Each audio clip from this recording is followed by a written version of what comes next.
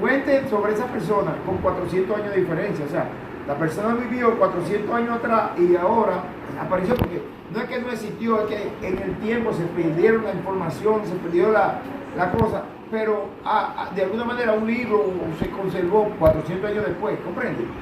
Y otro más, y un informante más, con 400 hasta 500 años de diferencia. En el caso del libro, dice el estudioso bíblico, dice que el caso de lo que dice Lucas, por ejemplo, y del escritor Lucas, y de Josefo, ¿cómo es el primer nombre de Josefo? Flavio después. Flavio. Bueno, nos quedamos con José, fue grabado.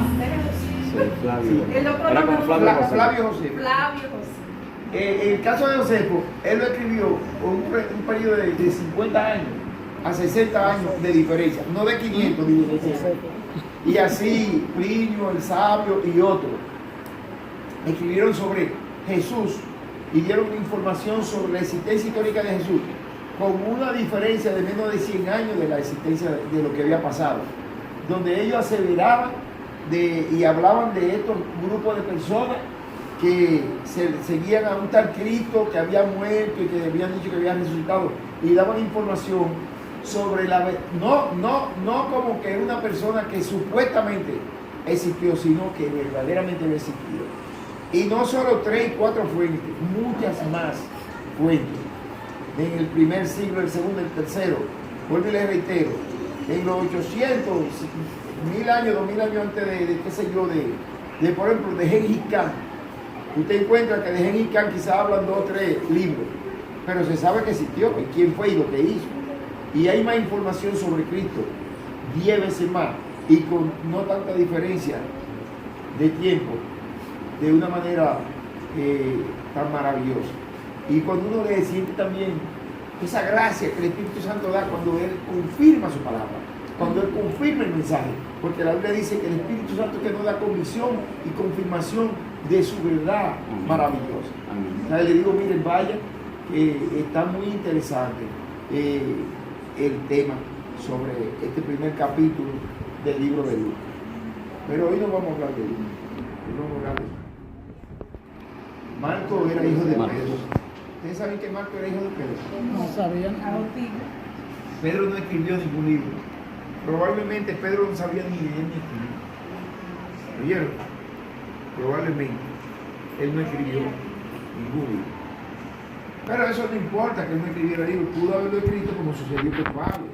Que Pablo sí sabía escribir y Pablo era un maestro de la ley. Pablo era, diríamos, como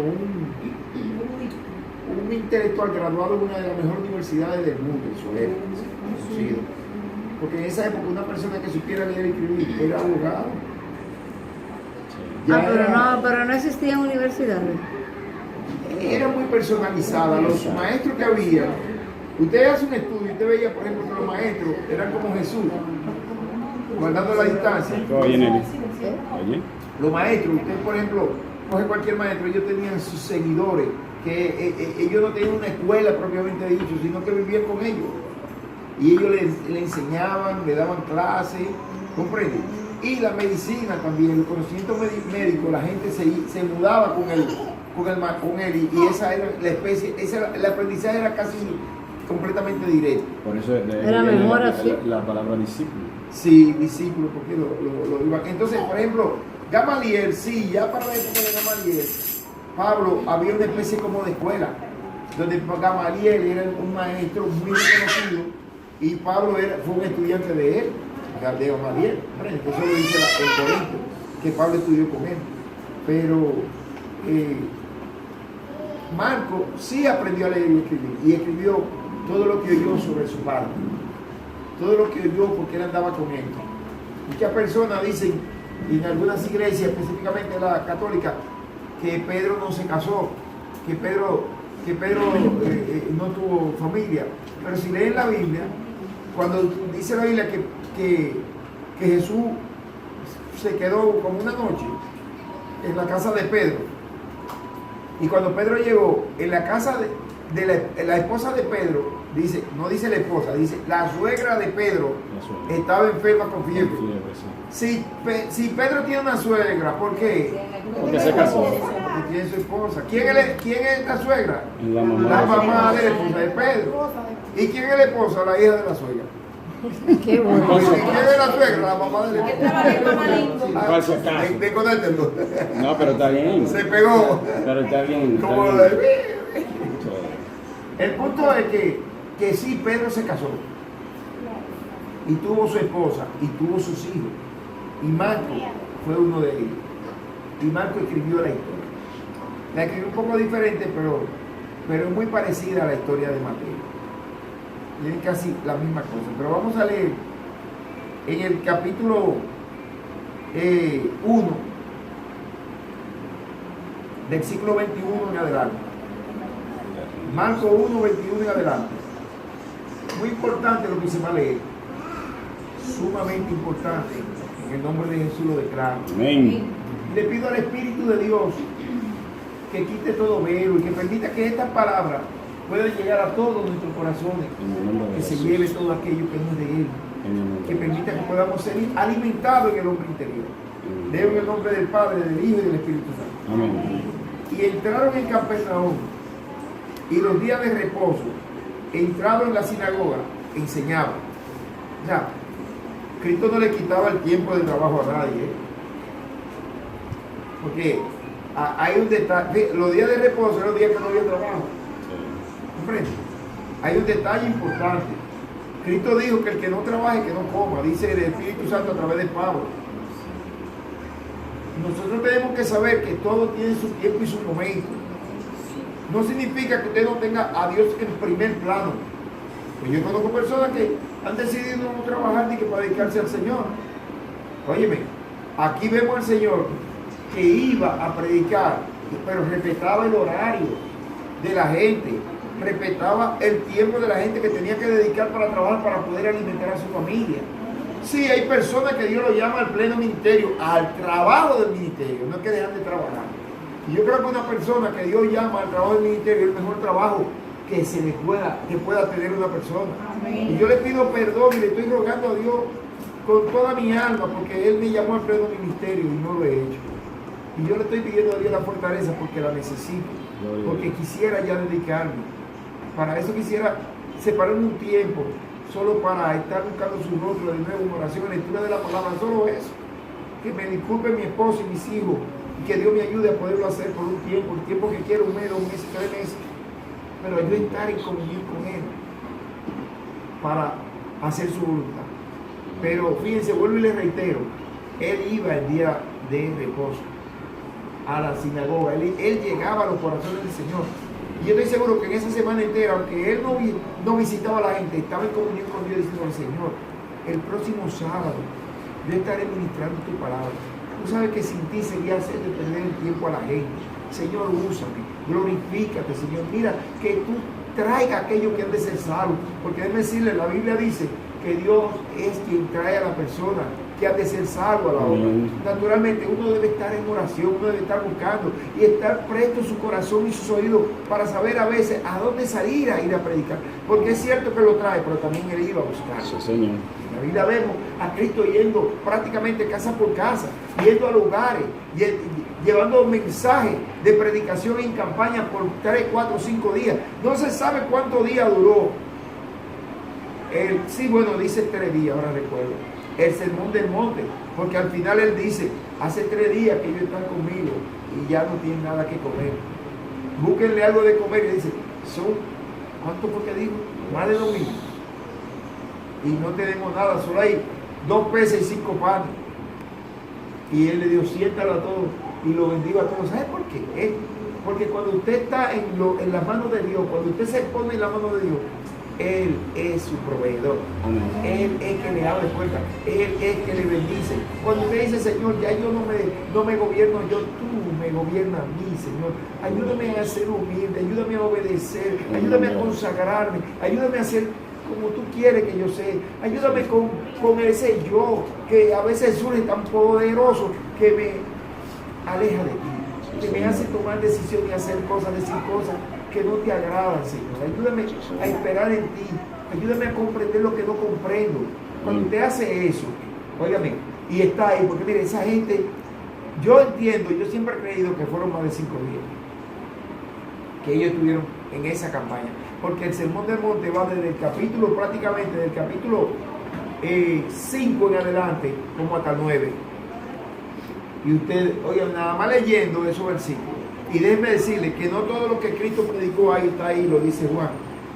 No todo lo que él dijo se puede, porque si se escribiera todo lo que él dijo, no habría espacio para los libros que habría que escribir, dice la Biblia. Pero imagínense, usted sabe el conocimiento y la sabiduría del Dios que creó todas las cosas, y que no se le olviden las cosas. Es una cosa maravillosa. Dice la palabra de Dios aquí, ¿verdad? Que entraron en Capernaum y los días de reposo, entrando en las sinagogas, enseñaba y se admiraban de su doctrina, porque le enseñaba como quien tiene autoridad y no como los escribas. ¿Sabe por qué? Porque no es lo mismo tener conocimiento que tener certeza. Haber vivido lo que usted ministra. Cuando yo estudiaba y cuando leo, a mí me gusta ubicarme en la situación. Me gusta pensarlo, analizarlo, llevarlo al plano mío para poder entender. Si usted, por ejemplo, se pone a leer una historia y se la quiere aprender, trate de meterse en ella. Trate de sentir lo que las personas sentían en ese ambiente cuando estaban los trinitarios. Porque nosotros leímos los trinitarios, señores. Los trinitarios fue un grupo que se hizo para tratar de traer la libertad. Pero eso, uno lo lee así como que nada, no. Póngase en los pies de ellos para que usted vea el peligro que ellos estaban corriendo. Era un peligro que si se daban cuenta les arrancaban la cabeza. ¿Comprende? Entonces, así mismo, cuando usted lee la Biblia, trate de vislumbrar y entender el momento de lo que está viviendo. Pedirle al Señor que le haga entender. Mire, yo no se lo pedí, pero el Señor me lo hacía sentir. Y no solo a mí, a cualquiera. Todo el que se humille y le diga, Señor, yo quiero conocer tu palabra. Porque por más que yo le explique a usted, o usted me explique a mí la palabra de Dios, si el Espíritu Santo no se involucra en el asunto, es una pérdida de tiempo. Porque la Biblia dice que la palabra de Dios no puede ser entendida sino por la revelación del Espíritu Santo. No es por lo que usted crea o por lo que, ¿cómo que dice la mayoría de gente? Que dice que lo que usted interprete o yo interprete. La Biblia dice que la palabra de Dios no es de interpretación, sino de revelación de Dios. Y por el amor del cielo, yo no soy mejor que nadie. No, ni usted tampoco. Ninguno. Pero y no es Dios que dice que Él es que revela su palabra. O es que Él es mentiroso. ¿Verdad que no? Que es mentiroso. Y si Él dice que Él revela su palabra, ¿en qué consiste eso? Porque yo me siento triste porque tengo una amiga mío me llegó a decir recientemente, lo he dicho y lo vuelvo y lo reitero. ¿Usted se cree que lo único que Dios le ha revelado su palabra a usted? ¿O se la revela? Y me dolió, de verdad. Porque es que mire, usted puede estudiar teología y hacer su doctor. Como muchos que hemos visto, estudiar teología. La teología es el área del saber y del conocimiento que busca entender e interpretar la palabra de Dios. Todo lo que concierne a ello. Eso es muy bueno. Pero Dios dijo revelación del Espíritu Santo. Él enviaría su Santo Espíritu para guiarnos y revelarnos toda la verdad. San Juan 16:3, segunda de Pedro, capítulo 1, versículo 20 y 21, y primera Juan 2:27, el Espíritu Santo. Busquemos esa revelación, busquemos esa comunión con Dios para que Él nos la revele y ustedes verán cuántas cosas maravillosas. Y no solo eso, ustedes me entenderán más. Ustedes como hermanos míos y como ovejas que Dios ha puesto en mis manos para cuidar, me entenderán más. Me entenderán perfectamente, no más, perfectamente. Cuando ustedes mismos oigan a alguien decir algo y ese Espíritu Santo que les reveló su palabra, le haga entender que eso no está bien. Usted va a decir, espérate, usted se va a sentir mal y le pueden preguntar al Espíritu de Dios. Le pueden, Señor, ¿qué pasa con esto? ¿Qué procedencia tiene y qué objetivo tiene? Y usted verá que se quedará. Es cuando te digan que el pastor estaba tan corto. El pastor estaba corto en eso. Pero vuelvo y le reitero, Dios es quien revela a través de su Santo Espíritu, todo.